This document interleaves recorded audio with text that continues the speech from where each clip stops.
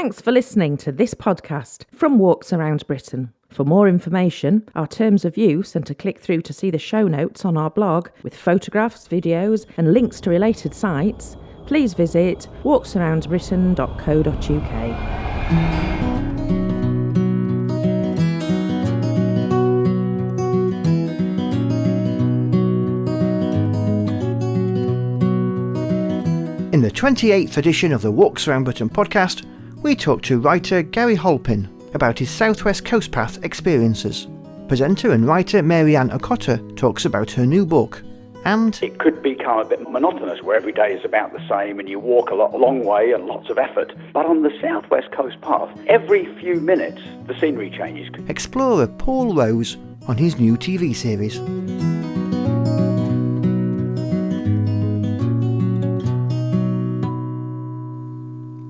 Hello and you're very welcome to the Walks Around Britain podcast.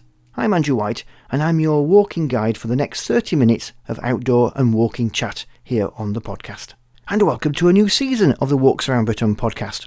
Coming up in the next couple of editions, we'll be chatting to the likes of Christopher Somerville, Tristan Gooley, Alan Hinks and many more.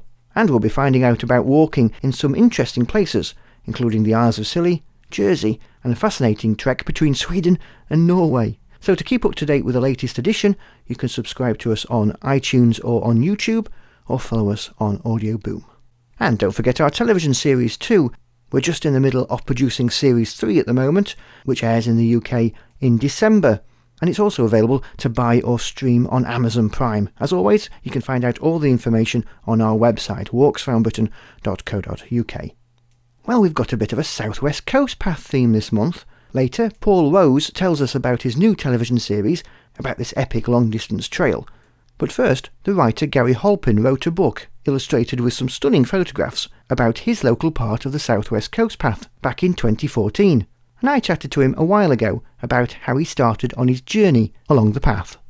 I moved to Devon in 2003, and I remember spending a few years telling my friends and family how wonderful it was living in Devon because we were so near to the coast and the moors and beautiful countryside.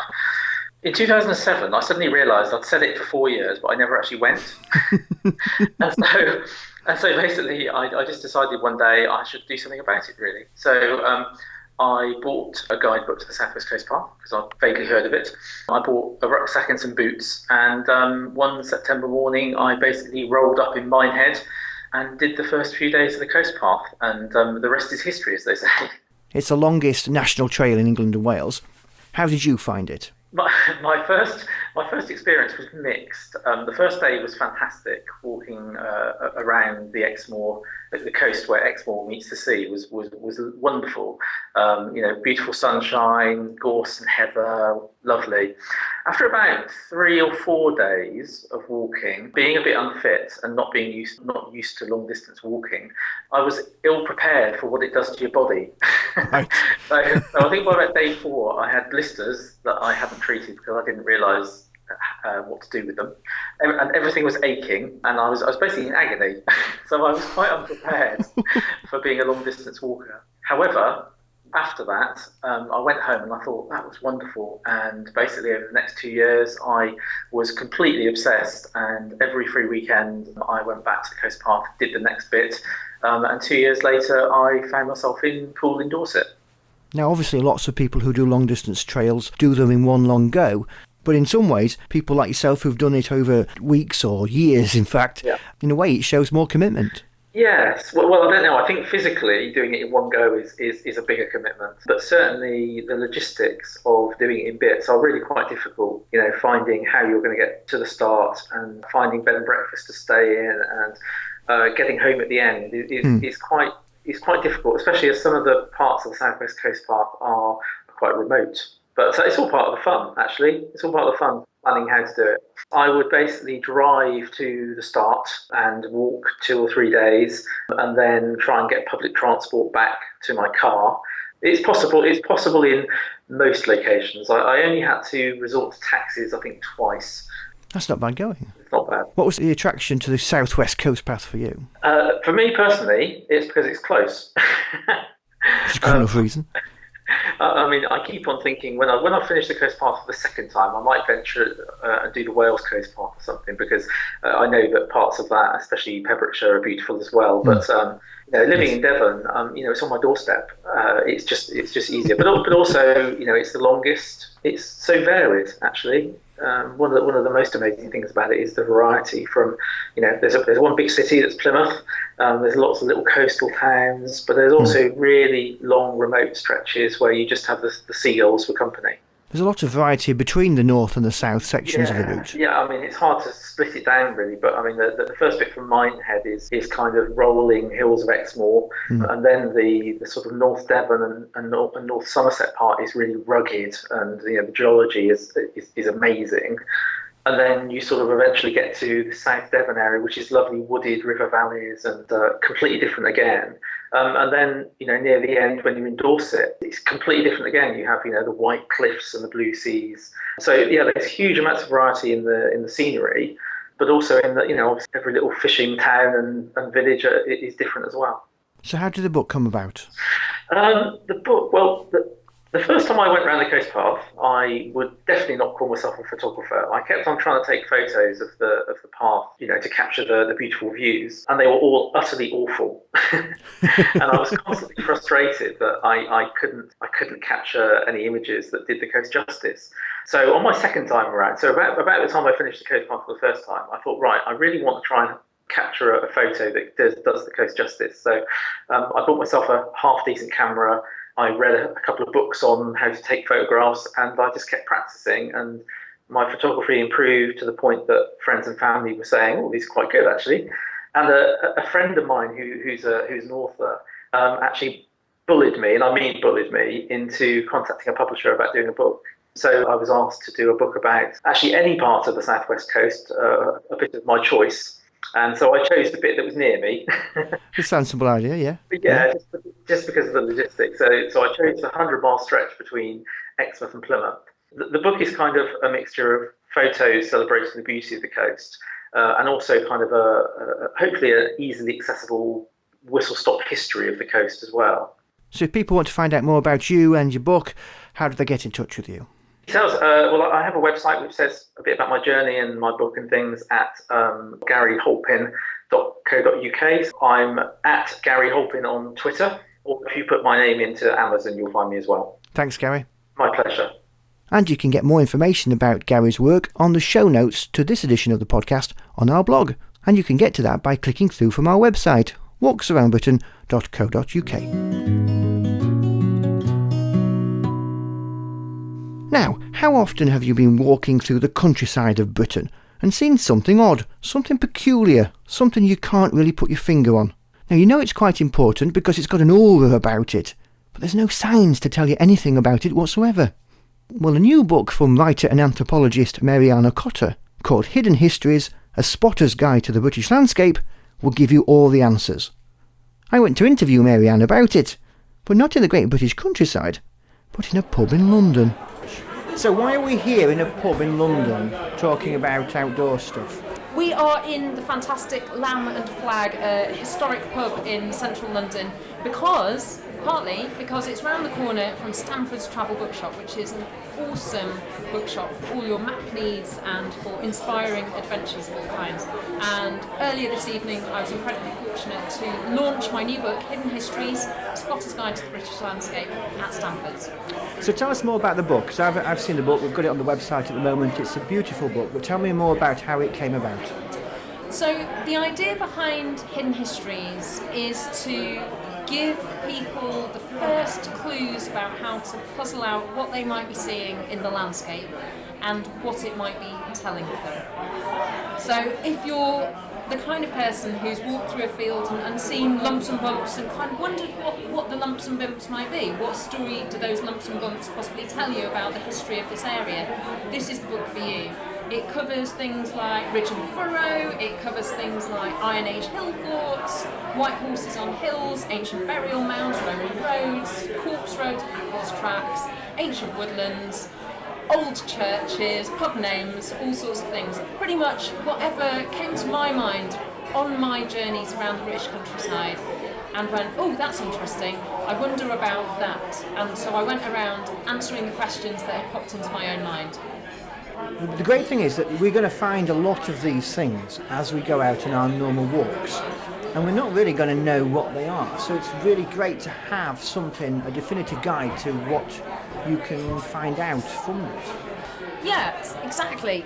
The thing that often inspires me for going outside and looking around me is trying to puzzle out those histories in the landscapes around us. I mean, Britain has been continuously populated for probably about 12,000 years, and each one of those generations of humans has left their mark on the landscape around us. Even in really wild places, they're not natural wildernesses, they're shaped by human hands. And so to be able to walk up a Lake District fellside or across a highland track that perhaps may be more than 1,000 years old, and to understand a little bit about the history, to have an idea of what clues you should be looking out for, that's why I wrote the book, because I want to encourage people and inspire them to become landscape detectives. So many people will know obviously about High Street and why High Street in the Lake District was so named, but there are lots of those kinds of things that we can find out in the book too. High Street is a fantastic example. It's kept this quirky name. You'll notice that Roman Road actually skirts the top of the hill. It's us modern hill walkers who like to go up to the trig point and touch the summit and take a selfie. The Romans were much more pragmatic than that. What they were trying to do is get to the fort in Ambleside. So they contour around the hill. It's a straighter line. But here's the thing, Roman roads weren't as straight as we sometimes mythologise them to be. Romans were pragmatic people. If there was a massive hill in the way, then they'd skirt the road around the side. If there was a cliff, then you go around the bottom or around the top. But there are areas where you can see the remains of the road surface. You can see sections of drainage and culverts. You can sometimes, by looking at that, by walking through a landscape, puzzle out exactly why someone would choose to build a road in the way that they did. And for me, that's really exciting. Something where I'm walking in the footsteps of my ancestors from 2,000 years ago, maybe even longer. That really excites me. And the great thing about this is we don't always have to be walking along the Pennine Way or those kinds of long distance trails to get to these kinds of places. Our short walks are just as good. Absolutely. If you're clambering to the top of a hill and you see a cairn at the top, most people think, oh, well, that's just normal walkers putting on a stone at the top. Possibly, but underneath there may be a Bronze Age burial cairn. So that's someone who was buried from about 2,400 to about 1,200 BC. Either a whole body buried at the top of the mountain, or perhaps their cremated remains. And then the Bronze Age people would have built a heap of stones to commemorate that person. Now, later people might have added to it, but the next time you walk past a cairn, you can wonder who is under there. And possibly somebody very famous within the tribe. Well, exactly. So the key thing is that in the Stone Age, people were doing communal burials. So you might, on your walks, come across chambered tombs or long barrows. They're often marked on Ordnance Survey maps. But in the Bronze Age, there seems to have been a change of culture, perhaps religious practices, where people start to, instead of doing communal burying, they start to have individual graves, and you'll see them marked on maps. It says tumulus, or tumuli, which is the plural, and often you get that kind of star-shaped hashur on the map. So you kind of go, oh, a little star shape, a little Gothic bit of typeface on your map. That means that's an ancient Bronze Age cairn, or a burial mound, an earthen burial mound. So reading your book with an OS map is a perfect combination, really. I think so. So you can read the book and then go out for a walk, pull on your boots and get exploring. Use your eyes. Your number one eyeball is your best tool for landscape spotting. And it fills the whole family with excitement, because not only are you going for a walk, you might have a target to achieve, getting to the top of the hill, getting to the side of the lake for your picnic, whatever it is.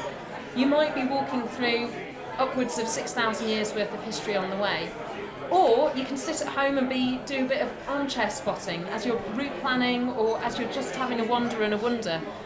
There's so much history to be read in the landscape. And you can get more information about Mary-Ann's book by visiting our website, walksaroundbritain.co.uk.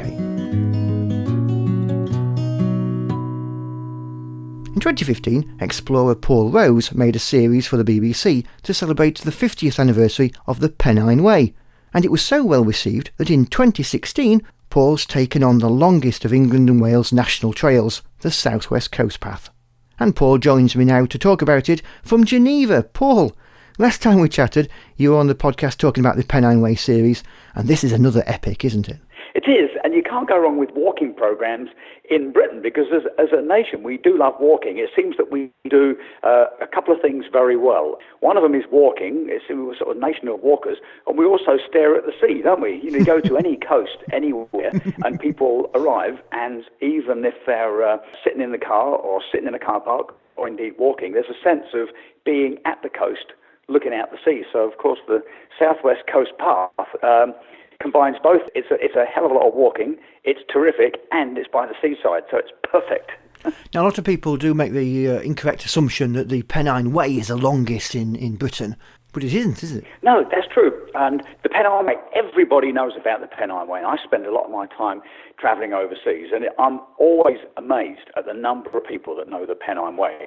And not just because of my programme last year, it's gone down through history as the great walk in Britain, and therefore loads of people assume it is the greatest, the longest, the most difficult, the highest everything. And so it surprises a lot of people, though it shouldn't be a surprise to anyone in Britain, that the southwest coastal path is the longest in Britain. So you start on the north coast, don't you, and you walk all the way around the peninsula, you go through Devon and Cornwall and lots of different counties. Yeah, that's right. It starts up in Somerset. It's absolutely great, Minehead, because it's very Victorian. I had never been to Minehead. I mean, mostly my time in the southwest prior to doing this series and this walk, most of my time in the southwest was climbing and diving. So right. You can imagine how it works. When it's dry, we'd rock climb, and when it rained, we were in the sea diving. So I never went to Minehead, and it's fantastic. It's a great start. It's an old Victorian seaside resort with all of those machines, candy floss machines and the simple sort of gambling machines and the ones that pick up furry animals and all that and all the music that goes with it and fish and chips. Oh, yes, and yes. It's a great feeling to sort of pass through there. I sort of started to walk there and off I went. And after that little buzz and energy of the Victorian seaside front, very quickly you're in this lovely park, and then you're on the walk. You're going up high onto the moor. And it's a terrific thing. It couldn't be a more energetic start. Then you're onto the north coast of Devon and Cornwall, and there's some gorgeous scenery around there. Oh, yeah. I mean, the big thing with the walk is 630 miles. And anywhere else, it could become a bit monotonous, where every day is about the same, and you walk a long way and lots of effort, and the scenery doesn't change much. But on the South West Coast Path, every few minutes the scenery changes, because you go around a corner and there's the terrific view, or you dip down into a deep valley and you can't see much. You're in you're smelling the trees and feeling the wood, and you can sense the sea off to the right hand side but not actually see it through the dense trees. Then you pop out on the top again. It's a really beautiful walk. Every single step seems to bring a fresh new view. And a lot of people think that when you've got a coastal path, you're going to be walking along the side of the water's edge all the time, and it's going to be quite flat. And that's not really the case here, is it? No, it isn't. There's a lot of climbing. There's a huge amount of climbing in this walk and a descent. So what that means is it's fun for us filming, because Jo, the great producer and director, she would say to me, "Hey, Paul, if you nip over there and walk back towards us, we'll film you coming towards us." And so I'd look over and just sort of nip over there, wherever there was, and realise actually it was a long way, because I'd go along and then there'd be a whopping great descent that we hadn't seen. And then to cross the river, you'd have to go upriver, come back and around. Yeah. So it was very funny. I'm sure in those early days of filming, Joe was expecting me to be gone sort of just a few minutes to get to the other side. And it turned out to be a bit of an epic to appear on that hillside over there to be filmed coming towards us. So it caught us out, Those shots are the great shots, aren't they? They're sort of long shots with you quite far away in the distance. They're the ones that really put you in context for the landscape. Exactly. Those long shots really help set the scene because, I'm meeting great people, I'm doing energetic, fun activities and learning a lot on the way. But, of course, you've got to establish it. And the way to do that is to get these long, glorious shots. And that's either by a clever camera work and directing from Joe. And we also included the drone. We had a lot of drone time, which we were lucky. And with the great weather, it means those aerial shots. This small man in a blue jacket walking along tiny little speck with the green on one side and the beautiful Atlantic and the Channel on the other side. Here's a man on the coast. You need to really establish that. You talked about the people there that you met along the way. It's not just a series about walking, it's about how the people are engaged with the South West Coast Path as well, isn't it? Exactly. And I think the contact with the people was one of the pieces of magic that Joe was able to weave into this because, that's how we tell great stories. I always think of Cousteau. When Jacques Cousteau was talking to me on the television when I was just a little boy and talking about the ocean, obviously I was excited about the sharks and the whales and the fish and all the marine life. But it was the people that told the story. That's how we do it. We can always see the grandeur of the landscapes and these beautiful life and marine life, but there's something about having people in there because then it seems as if it makes sense. And although I had a terrific time doing everything on that walk, it was the people that really made it for me. So which of the activities that you did along the way for the series really stood out for you? Well, I'm an explorer and I spend a lot of time on the physical side of life. That's how I sort of engage with life, is the physical. So, it was terrific to do things that I hadn't done before, like hang gliding. I'd never done hang gliding. It was wonderful to jump in the sea with the coast steering. It was wonderful to snorkel and kayak and go down the mines and everything, and wonderful, physical activities are the things that excite me. But the most terrifying thing I did really surprised me, and that was I sang in a pub.